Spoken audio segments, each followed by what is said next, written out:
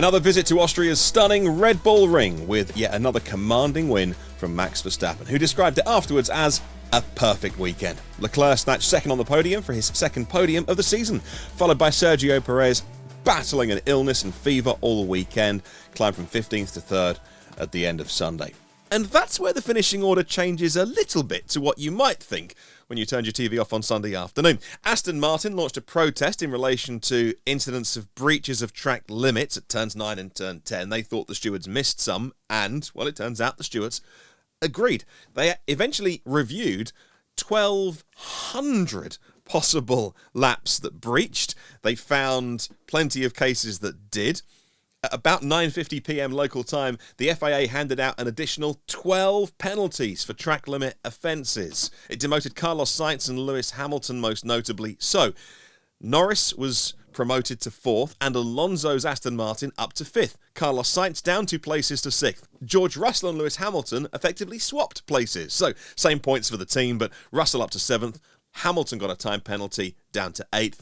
Lance Stroll was up to 9th and Pierre Gasly demoted down to 10. And that, after some deliberation, was how the top 10 shook out. I'm Martyn Lee from the Autosport podcast, joined by Jonathan Noble at the Red Bull Ring and Matt Q, who sadly missed out on this weekend's schnitzel burgers. I've had 0 schnitzel so far this week.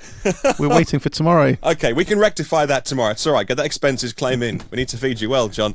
Now, look, I want to talk about... It was a commanding win this weekend for Max. When he needed to turn it on, he could. Pulled out 10 seconds in 10 laps towards the end of the Grand Prix. What he had in reserve is really amazing in that car. Went for the fastest lap at the end. So the eventual gap at the end isn't as impressive as it would be if he hadn't stopped for those tyres to get the fastest lap. But an incredibly high amount of track limits infringements. John, let me ask you about this, because after the event today, Aston Martin put in what was eventually deemed admissible a protest about some track limits penalties that weren't applied. They then had that protest deemed admissible, and yet they also said, the FIA also said, that they had begun the process even before Aston Martin's protest of looking at up to 1,200 potential incidents of track limits being investigated over the Grand Prix. Why has this become such a big issue following the Grand Prix today? And why is this so unlike so many other Grand Prix that we watch? I think there's a couple of circumstances at play here. First of all, you've got a unique layout here at the Red Bull Ring. 2 final corners are off camber, downhill, basically, very, very fast. Kind of you're carried out to places on the way out that you can't necessarily perfectly pinpoint. So there have always been tricky places in the past. Historically, track limits has always been a problem here. We've been through various solutions. We've had sausage curbs that ripped wheels off and hurt drivers and all that sort of stuff, which didn't work. We've had the curb solution, which we've had at the moment, which last year didn't cause any problems, didn't cause the extent of problems we had this year. But I think perhaps there's 2 significant changes have happened since last year. First of all, I think the field is closer. I think we had that unprecedented, was it Q1, where the top 20 separated by less than a second. So things haven't been as close as they are now. So every last 100th of a second is counting. So drivers are having to push harder. But secondly, also, we're 12 months on from severe porpoising. So last year's cars were running much lower to the ground. The drivers naturally were staying off the curbs because they didn't want to smash their floors up. So naturally, it wasn't a problem last year because drivers weren't doing it. This year, cars have been raised, pushing harder, drivers using curbs more, and they've abused it all weekend. So I think this has triggered what's been an unprecedented situation. The drivers know where the limits are, but they've got to push the limit. And 1,200 times today, it appears, drivers went over it. So you're telling me that the drivers can stay on the track when they don't want to damage their car, but when it comes to this year, they say they're being made to look like amateurs. Okay, well, I'll buy that for now. But can you explain? This is a phenomenal task that the race organisers have to do, because we talk a lot about the FIA and their new kind of facility that can review stuff. But essentially, at a race meeting, there is a race control. There are the stewards of a race meeting, and ultimately, it's not this big team, however big the FIA team is, that look at this. Ultimately in control of a race weekend are the stewards, and it's not like there's a team of 40 people that can start watching replays. So the process, whilst it might not take days to get to, it's not particularly easy when there's something this almost of an outlier of a situation. Can you just explain how that situation works on a race weekend? Yeah, I mean, it's a very difficult thing to police, exactly if a car has breached track limits. I mean, some corners, for example, Radion at Spa, they've had these loops there in the past which can detect on the inside of the curb because this is where a driver's going to go off. The difficulty at turn 9 and turn 10 here of putting a loop in is that the racing line changes each year depending on car characteristics, whether cars are abusing the track limits or not abusing the track limits. So it's actually very difficult to put it in, and you could even put it in one year, it works in the perfect place, come back the following year, it's in completely the wrong place, so it doesn't work. So it's a combination of things. I was sent a interesting photograph from one of our snappers here this weekend, which it's a little kind of Marshall with white line on the back with a pair of binoculars positioned at the corners. They're looking at drivers. You've got the onboard camera footage, you've got the CCTV footage, you've got the world feed footage. There's all these factors, and I think it's a diligent process, and it's a process that has to be gone through. If we want to operate to this track limit rule, that the white lines define the track limit, then you can't complain that there's too many times it's been investigated. Either the drivers break this limit, don't break the limit, and if they break the limit, it should be looked at. Matt, there's a brilliant piece online that our colleague Alex Kalinokis wrote, who said the only problem with track limits is the hysteria around track limits. Where do you stand on this situation? I don't want to stand on the edge of the track. That's the worst place to stand. I agree. It's no sort of pun intended with the way track limits are policed, but it's it's black and white, isn't it? You've got the white line there, and if you're over it, if you want to bring, when so many £140 million are being spent by teams to comply with the cost cap on developing the best car that complies to or makes the most out of every available bit of information, science, research, engineering, you have to have something that's precise with no grey area to police them. Otherwise you're sort of running totally at odds with sort of the ethos of car design if you're having grey area. This is by no means to disparage UK club motorsport, but you can't have marshals on walkie-talkies radioing in where they might adjust their position by 5 paces over the course of a race and have a slightly different perspective and lose that. It needs to be some sort of uniformity. So I agree with John that it's not a great look. We're here on a Sunday night calling out the FIA again, but that is a byproduct. If you want something that needs policing and takes a heavy amount of resource and personnel to police, I mean, they can count themselves lucky that I make it 71 laps times 20 drivers. They could have been well over 1,400 cases, so maybe they got off lightly. I don't know. Yeah, I said on the Autosport podcast on Friday that it just seems really simple to me that is the track, and if you don't use the track, then it's the same as speeding in the pit lane or being out of your pit box. I used the example of if this was Monaco and 19 drivers went around swimming pool, and then for Sergio Perez, say, or something, the marshals came out and moved the barriers back a bit, and he went quicker. Everyone would say, "Hang on, it's not fair. He didn't use. He got an unfair advantage." Oh, it's a little bit of a facetious example, I know, but that's just the track. Just stay on the track, and if you don't, then you're not on the track, and there's consequences. I'd agree with Alex's point as well. The only hysteria, the problem with track limits is the hysteria around track limits. So let's move away from it. Go on. I'll just throw just to add a little point in here. I think there's been history about why has there been no solution, why have we come back, why has there been this chaos this weekend. Well, actually, it was pointed out. I've seen a document this evening which was a recommendation to the Red Bull Ring from the FIA 12 months ago as part of its post-weekend report that said recommendation turn 9 and turn 10 introduce small gravel trap to prevent track limits abuses. It would have solved the problem point blank. I think it wasn't done because of concerns about MotoGP, because MotoGP bikes don't particularly like gravel traps off the thing. But I think the recommendation was there, it wasn't listened to, and we've ended up with a problem. But I think my money's on coming back in 12 months' time and there'll be a gravel trap there. Yeah, I've seen that MotoGP argument. I don't buy it in the slightest because we're talking about a very small bit of asphalt in terms of... I drove up the M3 motorway today for the first time in a little while. Surprised how much progress they've made doing the central barrier. And if they can, if the council can do that, I'm pretty sure one of the richest sports in the world, and actually a venue like the Red Bull Ring, can put some stones down for the Formula One and then take them up and put down something safe for MotoGP. They're not racing there the next day. So I don't buy that argument. I've seen, you can't do anything because of the bikes. You can do a circuit that suits both. There's enough money to sort that. Let's talk a little bit about the performance this weekend. Amazing performance from Red Bull. Once again, we saw last year they had no answer to Ferrari, but this year Ferrari had decent pace there today, but Red Bull's always had it. We saw that from the way that Perez could progress through the field and the way that Max as well didn't even do an optimum pit stop strategy because of the VSC and still won with ease. The Aston Martins looked a little bit off the pace. Mercedes, not sure they'll be happy today, but McLaren, they should be happy, I think. Really good one-lap pace. Lando Norris had all the new bits.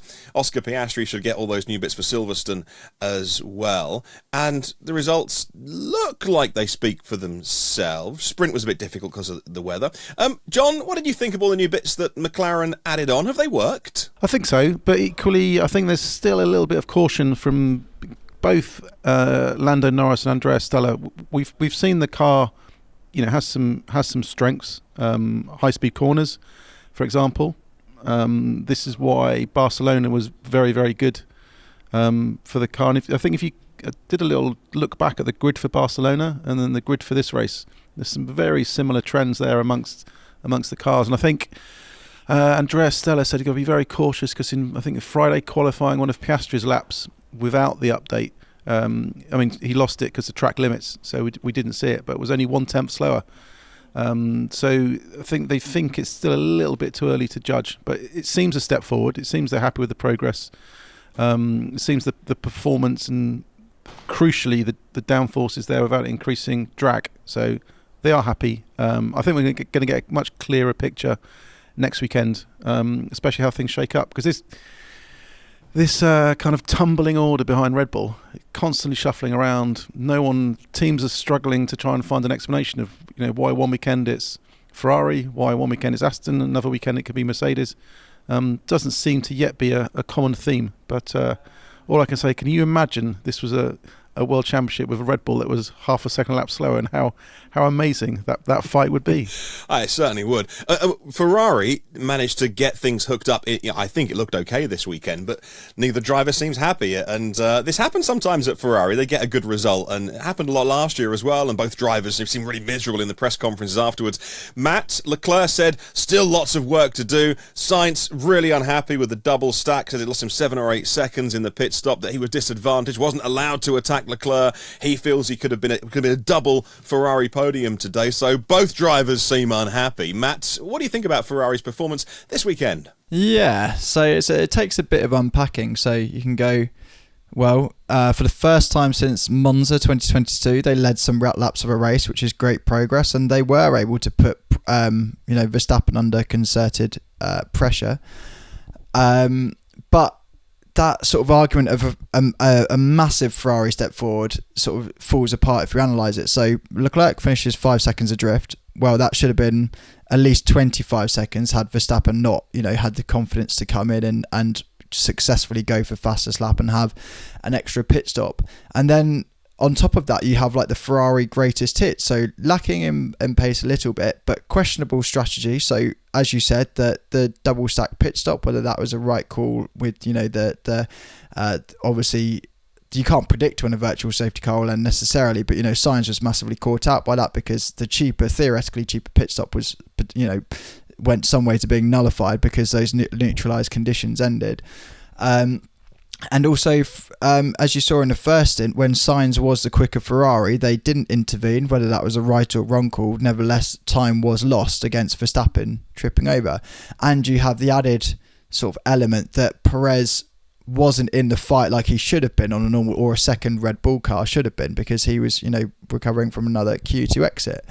The slightly concerning thing for me amongst all of that is that, okay, car design is baked in, strategy is impossibly complex, but the one thing you can do is rehearse your pit stops, and okay, double stack adds some pressure to that, but Vasseur said over the winter that's one thing he has been able to address is pit stop rehearsal to sort of save those tenths of a second. Well, once again they were fumbling them today, so it's sort of not without being too facetious, of the last couple of years it's a bit of a Ferrari greatest hit. Certainly some signs for optimism, but as John says, if you take away Red Bull, you've got such a good battle. Was Ferrari better than average, or did Merc and Aston not feature as much as they should have done? Okay, and let's finish off with a little bit talk about Mercedes. Actually, John, Hamilton really vocally unhappy with the W14, and I know Toto Wolff won't like airing their dirty laundry in public, but sometimes you've got to use the radio to say, right, pipe down, drive the car, crack on. Afterwards, George Russell said he's taken a step backwards. I mean, it's different to last year where Hamilton was on the podium, but again, it just sounds really negative out of Mercedes this weekend. Is the car really that bad? I mean, if it is, then what does that say about their recent concept changes? Have you spoken to the team, and what explains the Ferrari pace this weekend? Mercedes pace. I think there's two factors at play here. I think, first of all, the Mercedes is weak in slow corners. It's been a trait all season. I think this is why they were still don't quite understand why Canada was so good, because that should have been a track that hurt them, but that kind of came into play. So here, turns 3, turns 4 especially, much slower, and they were losing time through there, and they basically couldn't make it up in the quick stuff. So they were a bit subpar on that front in terms of track characteristics, didn't suit them. And equally, I think another trait of the W14 is we find it so often is they kind of chip away at the setup and chip away at the kind of performance package and performance profile, and over the course of the weekend it kind of gets better and better and better. If we go back to, I think it was the Spanish Grand Prix, where Mick Schumacher, the team was all awash on Friday night. Mick Schumacher did his overnight stint in the sim, massive step forward on Saturday, and it pushed on and looked really, really promising. And it's been the tale of their season. Struggles on Friday, step forward Saturday, better in qualifying, hits the ground running in the race, and they're away. Sprint weekends, you've got FP1, then you're locked into your setup. I think they didn't get in the setup window. I think Toto said it was, nowhere it was right. It was understeering, it was oversteering, the drivers weren't happy with the balance. They didn't get the setup right. So I think it was just a weekend to forget. I think Toto called it bruising day for them today.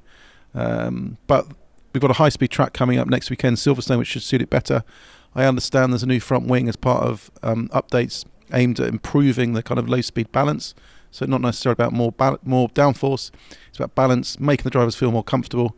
So I think we'll see a better picture of what the W14's peak performance can be, because we've had 2 tracks now where it's not really played to its strengths. Finally, Matt, another sprint weekend. I thought it was pretty good. The weather played a part. What was your thoughts on the sprint action this weekend, Matt? Yeah, in terms of the sprint race success, it's been pretty strong. So, usually since 2021, the result or the events on Saturday have fed into what's happened on Sunday. So whether you think that was the Verstappen-Hamilton battle at Silverstone, which obviously led to their now infamous Cops crash, or you think of this venue last year where it was because Ferrari were pretty dismal on the tyres on a Saturday, they learned overnight and were much more competitive, overtook Verstappen 3 times for arguably the race of the season.